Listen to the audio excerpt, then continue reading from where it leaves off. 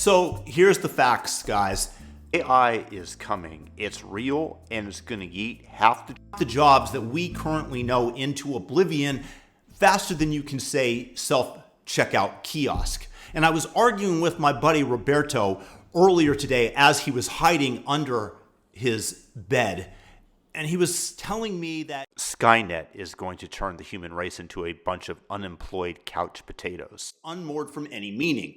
I'm sure that you thought I was going to say something else, because the other possibility that he raised is maybe, and this is lesser in his mind, the lesser evil, maybe they're just going to launch the nukes and turn us into a bunch of crispy Crispersons, which for him is far less because he's huge on meaning in life. And yes, the public is freaking out as well. I mean, polls are showing that 60% of Americans think that artificial intelligence is going to take their jobs by the year 2030. And in fairness, I don't think they're wrong to be spooked. But let me paint you a picture, because it's not just a doom spiral. It's a chance to break free from the soul-crushing grind we've been conned into calling life. Now, to give my buddy credit, he has a point. AI already has its digital claws in everything. As an example, in Iran right now, they have cameras on the street that are connected to an AI, and they take images of women that are driving alone. And if they have dared not to be wearing a hijab, then the AI recognizes their face and sends them via text within minutes a warning, a fine, or some form of threat.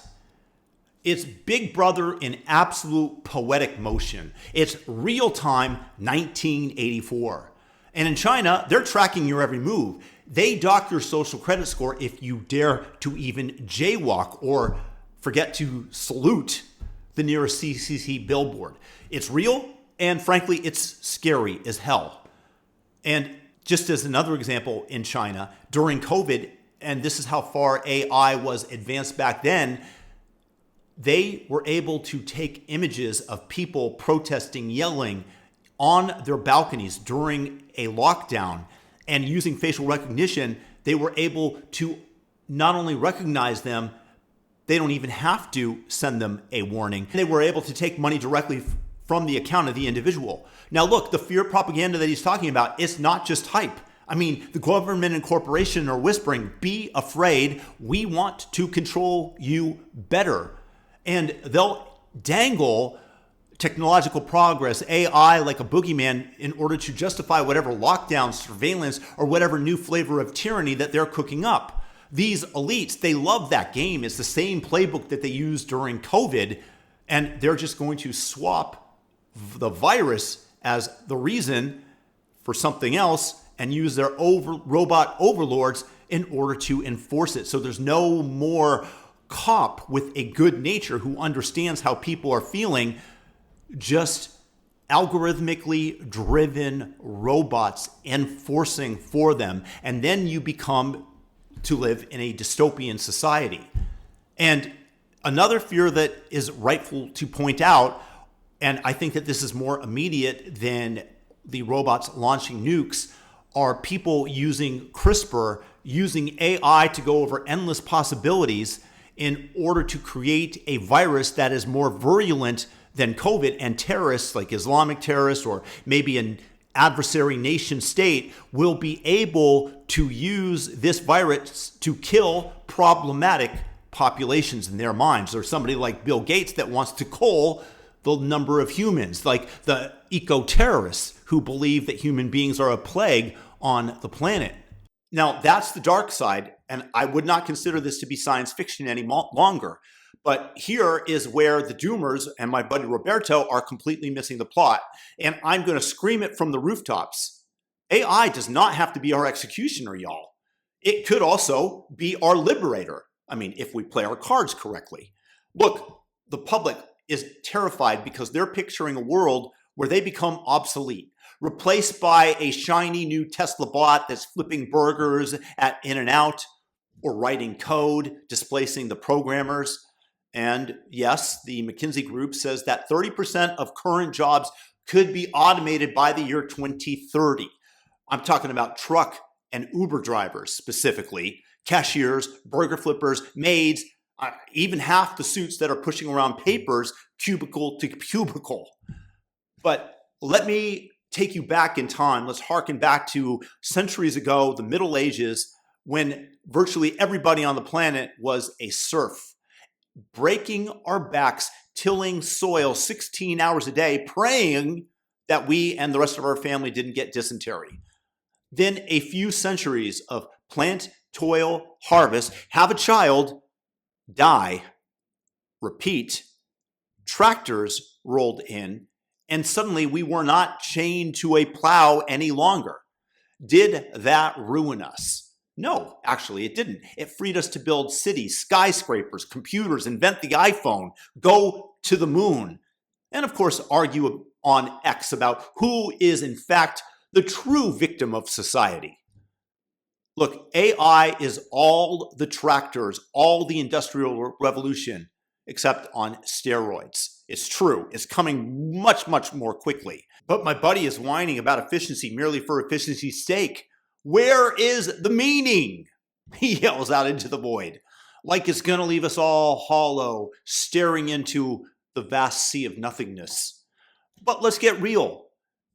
Is it really, truly meaningful to scan barcodes at Walmart for 40 years or to shuffle Excel spreadsheets back and forth until your eyes bleed?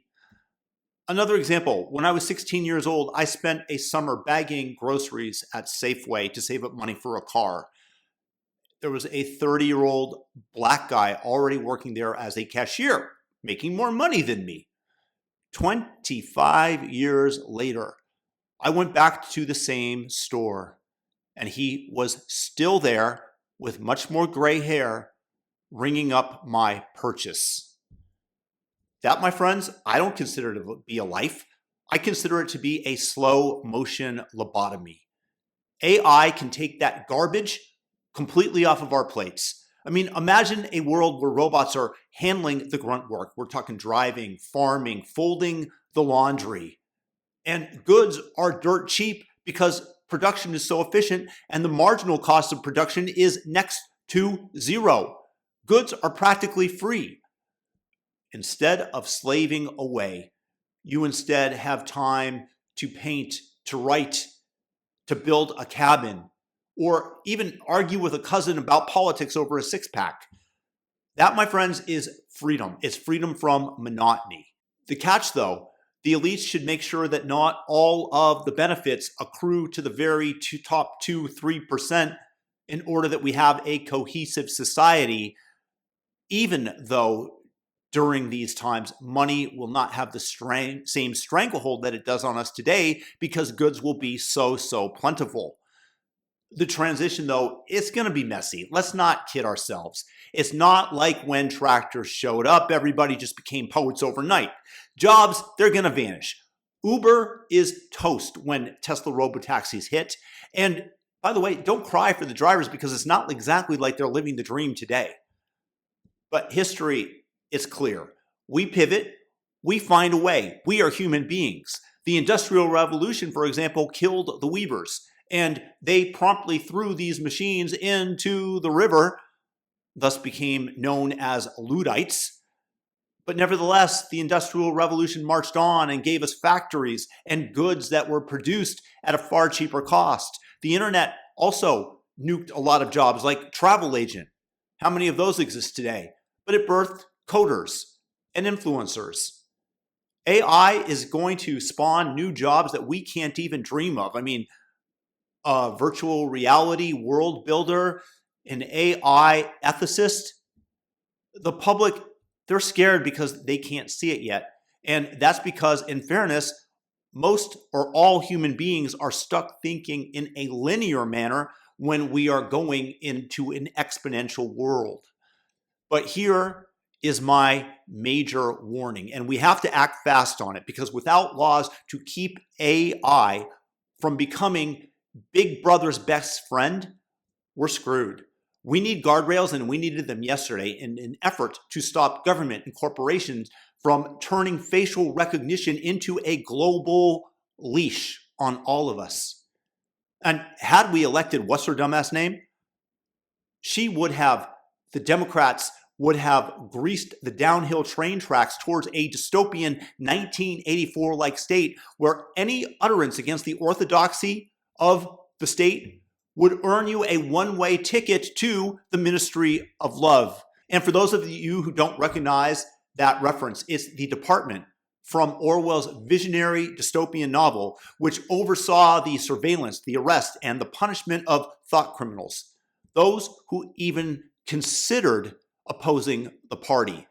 And honestly, it's going to be a little bit akin to Minority Report with Tom Cruise, where they're going to know ahead of time based on your brain readings and merely haul your ass away. Because that's exactly what the arrogant globalists like Bill Gates and Klaus Schwab, they would prefer to institute worldwide because they believe that they know what's best for humanity rather than giving us all individual liberty and freedom. So in that world, there is no escape from the China-style oligarchy and rule over the masses that is currently taking shape in the People's Republic of China. Now, the good news, my friends, is that Donald Trump was elected, and he and his crew, they are going to be slowing that surveillance state from taking shape. But don't kid yourself, nobody is safe unless we demand it and we codify our freedoms into law as well as computer code.